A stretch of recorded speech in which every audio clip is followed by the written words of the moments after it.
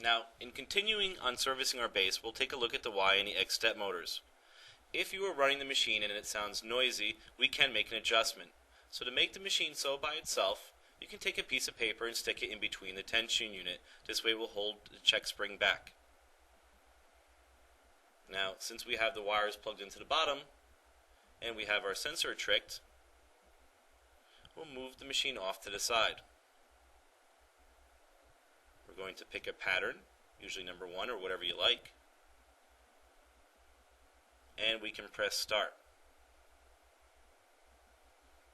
Now once we press start, it'll start to move. Now this gives you a good opportunity to see inside the bass as well. Not only the movement it makes, but the noise. Now to make an adjustment if it's making too much noise, you can loosen the step motor. And when you loosen the step motor, it'll start to make a little bit more noise. But if you keep it pushed in too hard, it would make a grinding noise, or if it's too far away, it might sound a little sloppy. So you can move the step motor in any direction that you need to make it sound better.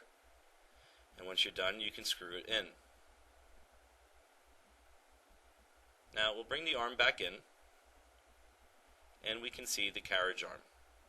When the carriage arm comes in, it should be flush with the back of the bass.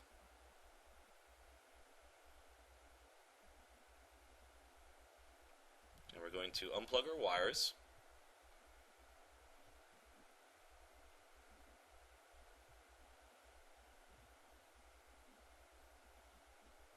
And we're going to want to secure them back into the bass where they were before.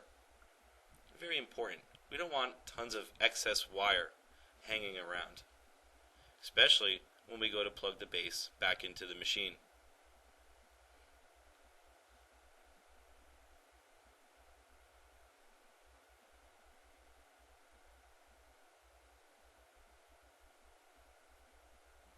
And we have just enough length, so when we start to stand the bass up later, we'll be able to plug it into the machine.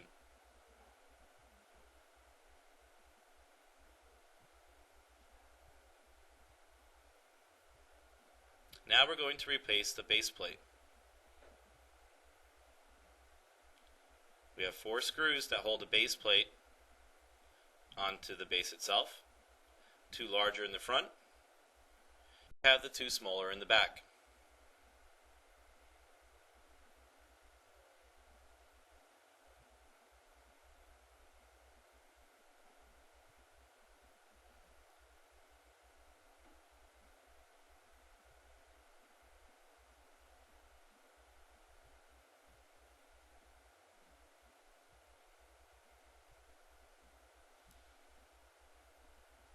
Now what we can do is we can start to get ready to connect the bass to the machine.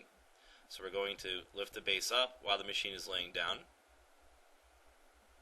and we'll take the blue and the white plug and reinsert them back into the bottom of the A board. You have to be very careful of this and try to get a good look at it when you're doing it, because if you bend a pin or break a pin on the A board, you'll probably have to end up replacing the A board. So once that you have it plugged in, we have to be very careful of this excess wire now. We want to try to route it around one of the screw entries for our base screw. It's very important that we don't pinch the wires between the base and the front panel, or put the wires in front of where the screw is going to go. So we'll get a screw and we'll start to line it up now.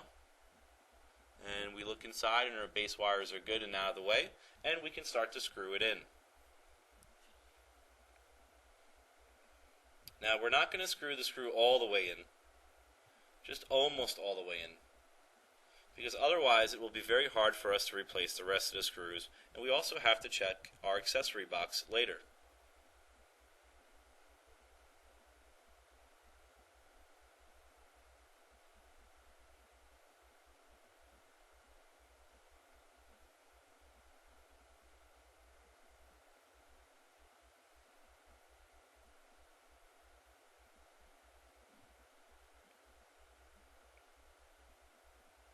Now that we got the 4th screw in, we're going to grab the accessory box and we'll place the accessory box on. Now we don't want it so loose where the accessory box constantly falls off, so what we do is we push down on the machine and lift up on the base, and we start to tighten all 4 screws now.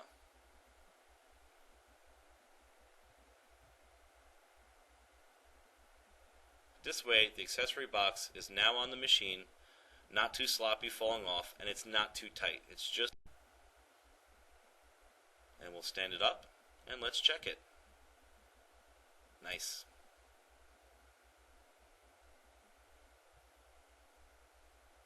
Now we put our bobbin case back in and our needle plate on. We're going to turn the machine on, and we're going to take a look at the carriage arm, and it's going to set itself. Now we're looking at it to see if it's off left to right, or if it's too low or too high. So we'll pick pattern number 1 and we'll bring the arm out. When we bring the arm out, we can see the inside of that carriage arm. A little hard to see from here, but take a small flathead screwdriver, put it inside, and there's a small little white clip that you push in on, and that will remove the little white plate from the back of the carriage arm. And you can see that it just pops off. Now at the bottom of the carriage arm, you can see that there are 3 screws that hold the carriage arm to the telescopic arm. Now what we're going to do is we're going to bring the arm back in. This way we can use our free arm, which is always constant and part of the casting of the machine. We can use our free arm as a guide. Now if we needed to, we would loosen these 3 screws.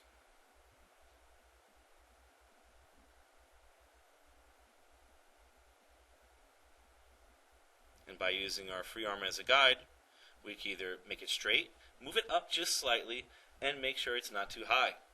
It should only be sticking above the free arm slightly.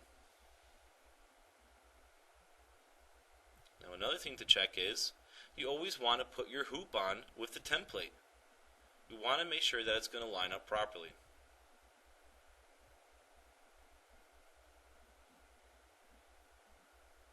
After usually checking your X and your Y base sensors, and checking the carriage arm itself to make sure that it's even, sometimes there is other adjustments that we need to make. Now we bring the needle down to the hole, and it should go through the hole nicely. Now after we checked everything else, if it's still off, maybe towards the front or the back or too far to the left or too far to the right, it could be that the metal inside the carriage arm is bent. Sometimes people are rough with the carriage arm. They pull it off, they're rough putting it in, so a lot of times they could misshape that little metal skeleton on the inside, or give it a little bit of a twist, which ends up going down the line and throwing it off a lot. So once you have checked everything else, you want to hold the carriage arm tight, very tight, and you're going to use your hoop as leverage, and you're going to move it into position. Now you only do this if it's a small, checked everything else first. And once done, we can bring the hoop back in.